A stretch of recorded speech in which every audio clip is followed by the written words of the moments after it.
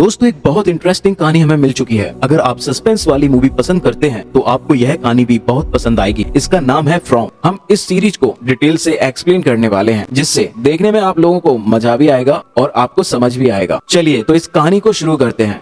तो शुरुआत होती है एक टाउन से। देखने में यह जगह बिल्कुल नॉर्मल थी, लोग भी ठीक ठाक लग रहे थे, यहाँ तकरीबन सब कुछ था। हाँ, एक बात थी कि यह जगह जंगल के बीचों बीच थी और एक सड़क जो यहाँ से गुजरती थी। फिर अब दिन गुजर चुका था और शाम होने लगी थी। शाम होने से पहले हमें वॉइट नाम के कैरेक्टर से मिलाया जाता है। यहाँ वॉइट इस टाउन का शेरिफ है। वॉइट के हाथ में एक घंटा था। वॉइट उसी घंटे को बजा रहा था, जिसका मतलब हमें जल्द ही समझ आने वाला है। तभी लोगों को अंधेरा होने से पहले अपने अपने घर जाना होता है। यह अजीब बात जरूर थी, लेकिन वॉइट की यही ड्यूटी थी। इस टाउन में एक छोटा सा हॉस्पिटल भी था, जिसमें लेडी एक डॉक्टर थी जिसका नाम क्रिस्टी था। इस टाउन में चाइनीज कपल भी रहता था। एक बड़ी उम्र की औरत एलिजबेथ, उसके पति साइमर और बेटा कैनी। एलिजबेथ डाइनर में काम करती थी। वह एक शेफ थी। उसका पति साइमर वह बीमार था, ज्यादातर वह अस्पताल में ही होता था। एक नर्स और क्रिस्टी उसका ख्याल रखते थे। कैनी उसका बेटा असल में इस टाउन का एक डायनोटिक था। वह व्हाइट के साथ ड्यूटी करता था। कैनी अक्सर अपने पिता से मिलने आता था। कैनी को क्रिस्टी भी पसंद थी, लेकिन अभी तक दोनों इतने क्लोज नहीं आए थे।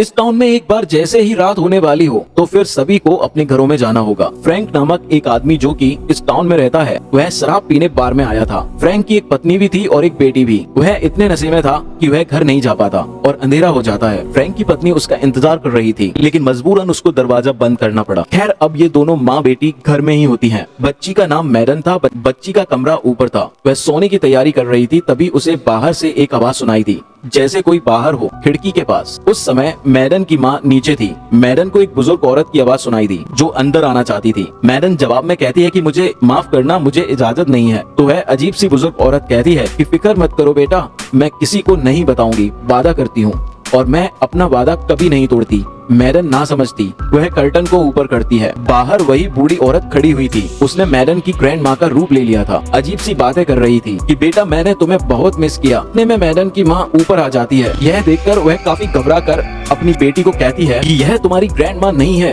उसकी बात मत सुनो और खिड़की से दूर हट जाओ। मगर देर हो चुकी थी। उस औरत ने मैडन को अपनी बातों में फंसा लिया था। वह कहती है कि मैं बहुत अकेली हूँ बेटा, क्या मैं अंदर आ सकती हूँ? दोस्तों वीडियो कंटिन्यू है। अगर आप मेरी मेहनत को दिल से धन्यवाद बोलना चाहते हो तो सब्सक्राइब जरूर करना। तभी मैडन बिना सोचे समझे उस खिड़की को खोल देती है और खोलते ही वह बूढ़ी औरत एक खतरनाक राक्षस में बदल जाती है और फिर सीन कुछ दूसरा दिखाया जाता है। अब आप समझ गए होंगे कि यह जगह कोई आम जगह नहीं, और राक्षसों के अलावा भी यहाँ हैरान करने वाली बहुत सी चीजें हैं जो कहानी के साथ साथ हमें पता चलेगी। यहाँ इन लोगों ने कुछ नियम बनाए हैं। इनमें से पहला नियम यही है कि अंधेरा होने से पहले ही अपने घर में जाना होगा। दरवाजे और खिड़कियाँ अच्छे से बंद करनी होगी, क्योंकि रात को यह दरिंदे बाहर निकलते हैं। मगर यह घरों में ऐसे नहीं घुस सकते। यह तभी आ सकते हैं जब कोई इनके लिए दरवाजा खोले। यह इतने चालाक हैं कि इंसान को बहला फुसला कर उनके दिमाग के साथ खिलवाड़ करते हैं। यह अंदर आने की हर मुमकिन कोशिश करते हैं, जैसे आज रात मैडन और उसकी माँ के साथ हुआ। सुबह जब मैडन के पिता, जिसने कल रात बार में गुजारी, वह अपने घर की तरफ आने लगा। उसके घर के सामने भीड़ थी। वह कुछ सोच नहीं पा रहा था। तभी व्हाइट गुस्से में बाहर निकलता है, उस पर चिल्लाता है, उसे थप्पड़ मारता है और कहता है कि तुम घटिया इंसान हो। मैंने तुम्हें क्या कहा था? तुम्हारी बच्ची है। तुम्हें मैंने खिड़कियों पर कील लगाने के लिए बोला था,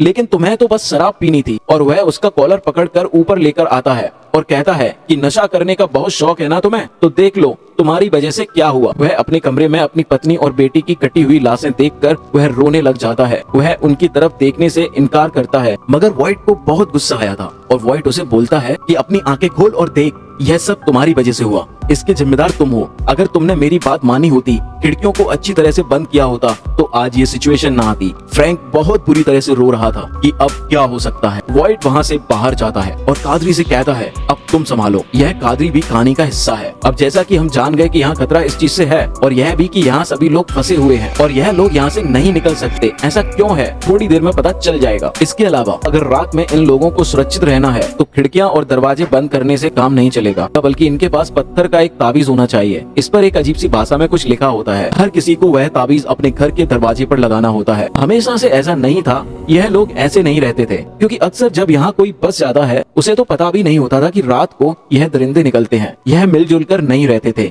बस जिंदा रहने की कोशिश करते थे। दोस्तों वीडियो कंटिन्यू है, अगर आप मेरी मेहनत को दिल से धन्यवाद बोलना चाहते हो तो सब्सक्राइब जरूर करना। जब वॉइट आया उसने तब सबको मैनेज किया और टाउन वाला सिस्टम भी बनाया, क्योंकि हर इंसान की सोच एक जैसी नहीं होती। यहाँ रहने वाले आधे लोगों ने कम्युनिटी में रहने की बजाय कॉलोनी भी बनाई। कम्युनिटी का लीडर आप वॉइट को कह सकते हो, और कॉलोनी वाले जो कि इनसे दूर रहते हैं उनकी सोच इनसे अलग है। वह एक आजाद जिंदगी गुजारते हैं। इनकी इंचार्ज डोना नाम की औरत और वहाँ पर वॉइट का बेटा भी है। अब ऐसा क्या हुआ होगा कि यह लोग यहाँ दो ग्रुपों में बैठ गए, यह तो आगे वाली कहानी में पता चलेगा। हादसा होने के बाद वॉइट आता है कॉलोनी वालों के पास और डोना से इजाजत मांगता है कि मैं अपने बेटे से मिलना चाहता हूँ। अब ऐसा था कि जो कॉलोनी में रहता था वह कम्युनिटी वालों के पास नहीं जा सकता था, और अगर कोई कम्युनिटी में रहता था तो वह कॉलोनी वालों के पास रहने नहीं आ सकता था। यह फैसला उन्हें शुरू में ही करना पड़ता है। विकी यहाँ काफी समय से रह रहा है और उसकी एक गर्लफ्रेंड भी है। विकी को पेंटिंग का बहुत शौक था, लेकिन वॉइट और विकी के बीच का रिश्ता अच्छा नहीं था। वह खुश तो हुआ था, लेकिन विकी अपने पिता की शक्ल नहीं देखना चाहता था, और ऐसा क्या हुआ था जो कि बाद में पता चलेगा। खैर वॉइट विकी के पास आता है और उसे हादसे के बारे में बताता है कि अब फ्रैंक की पत्नी और बेटी मारी जा चुकी है। अच्छा यही होगा कि तुम भी उधर जाओ। कुछ नहीं कहता तो वॉइट वहाँ से चला जाता है। अब हम कहानी के कुछ अहम लोगों से मिलने वाले हैं।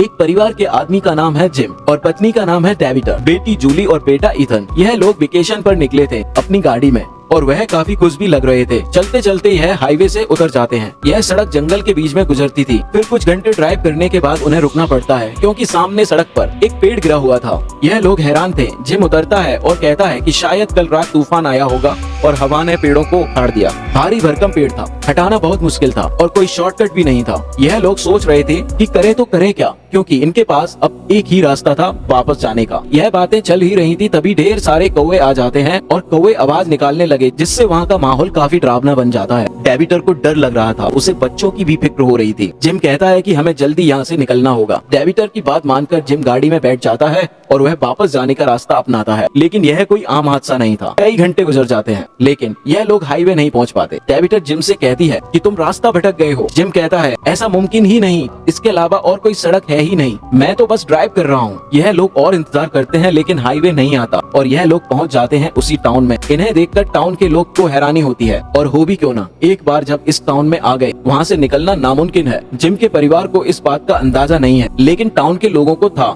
यह लोग कहते हैं कि वहाँ। दोस्तों इस कहानी को कंटिन्यू करेंगे हम दूसरे पार्ट में। दूसरे पार्ट के नोटिफिकेशन मैसेज के लिए बेल आइकॉन को दबाएं। एक बात और दोस्तों, एक वीडियो को बनाने में काफी मेहनत लगती है, कई दिन लग जाते हैं, स्क्रिप्ट लिखनी पड़ती है, जॉब के साथ साथ ओवर टाइम देना पड़ता है।